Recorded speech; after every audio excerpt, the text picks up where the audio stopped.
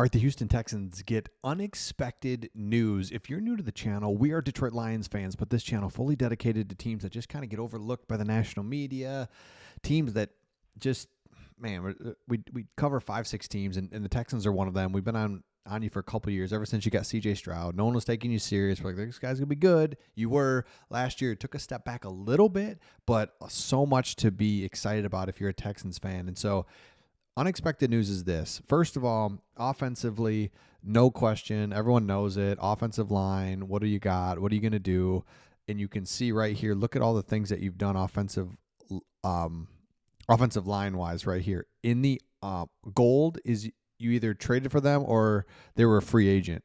And so new, plus you drafted somebody. So 5 different guys, 6 Cam Robinson. So there's something there. Now, the thing that you kind of forget about, and this is of all of these guys, everyone's talking about each just a little bit, but there's one guy that you kind of didn't expect, and that's Ladarius Henderson.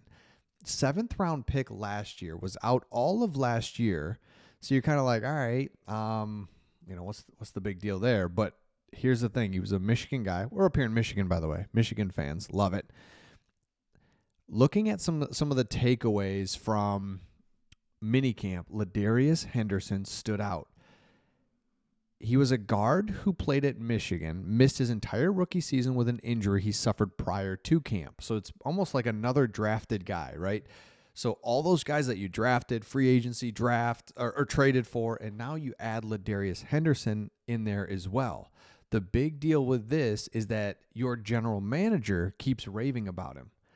That's what we love. Just throughout the offseason, throughout the entire season, just seeing Ladarius show up every day, smile on his face, having that joy. He gives me energy just seeing him in the building, how excited he is to work, getting better, weight room, on the floor, or on the field. That's what your head coach said.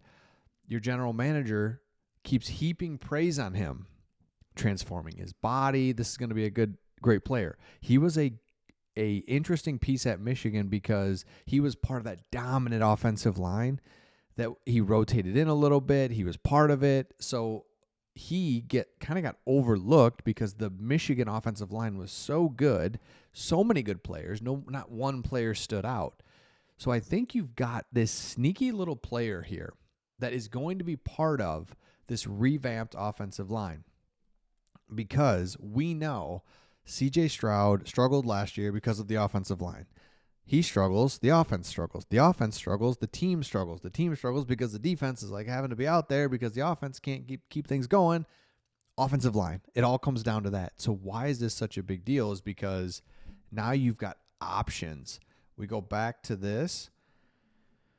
Man, you have so many options. Let me know in the comments your thoughts, because ESPN put it out there that you've literally got about 9 guys for 5 spots. And what's it going to be? So the good news is you've got options. The bad news is maybe you have too many and not just like a straight up, here's our 5.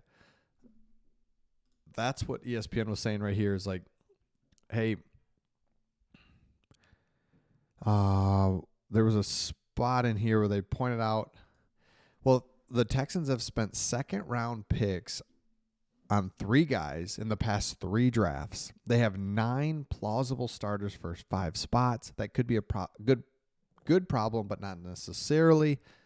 Finding what works is going to be absolutely huge. If you're the Texans, what you have is an opportunity to get way better. There's a lot of teams out there like, even if everything goes well, right? We looked at this. We looked at that. There's 15 quarterbacks that you have a chance to win with. 15 you have no chance in the NFL. We looked at this last time. You have one of the quarterbacks, so you're fine there. You've got an opportunity to get much better on the offensive line, and that's it. That's what you're looking for. So if we look at this and now take this over to your regular season schedule, and again, from an outsider's perspective, as I look at this, you go to LA to start the season. Don't love that. Don't love that at all. But then Tampa Bay, let's go. These division games, it's like, let's go.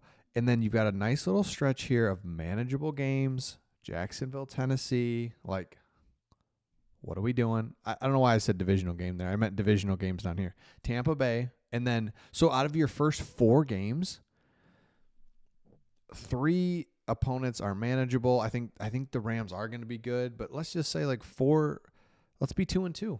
Honestly, 2-2. Any combination of that. Let's not start off 0-4 or anything. Let's just be 2-2. Baltimore tough at Baltimore, bye week at Seattle. Yeah, don't like that. But then you get this little home stretch here where it's kind of like this. Kind of feels like the season to me. I know it's early to just say that, but wins right here. Tennessee, you feel good about. Buffalo, tough. Indy, you feel good about. Kansas City, Arizona, you feel good. Las Vegas, Los Angeles. So this is a interesting schedule. One that on one hand you feel good about and manageable. On the other hand, could get away from you as well. I don't see a gauntlet.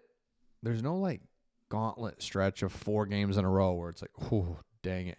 Maybe right here, Baltimore, Seattle, San Fran, Denver, but you do get the bye week in there, so I feel good about it. So let me know your thoughts in the comments. I think the Texans win the division again. They're going to go have a home playoff game, revamped offensive line. You got C.J. Gardner-Johnson, who, as mouthy as he is really good. And he kind of brings something to your team, this edge, this weird edge of confidence. He's so confident. It's like weird. It's so absolutely. It's like, all right, man, let's go. All right. Speaking of that, so PFF put out a article. Let me pull this up, and I think they nailed it. It was basically the big takeaway after the draft and just kind of where we're at, seeing who you have. So surprise, surprise. Stroud has weapons. Will he be protected? Love the playmakers, 2 dynamic playmakers that you get. Can he be protected? Higgins, so let's go back to Higgins real quick. Earned a Power 4 best 90.5 receiving grade last season. Projects as an instant starter. 100%. Jalen racked up a perfect 99.9 deep receiving grade in 2024. So again, PFF, you take these numbers with a grain of salt, but it's also interesting to see where they're at, what they can do, and I love what those 2 bring to the table. Weapons are there, defense is there. What does the offensive line look like? So let me know your thoughts in the comments. Make sure you subscribe, especially if you're a Texans fan. You can see about the 5-6 teams that we talk about. Texans being one of them. We just make sure you subscribe. We'll see you all in the next one.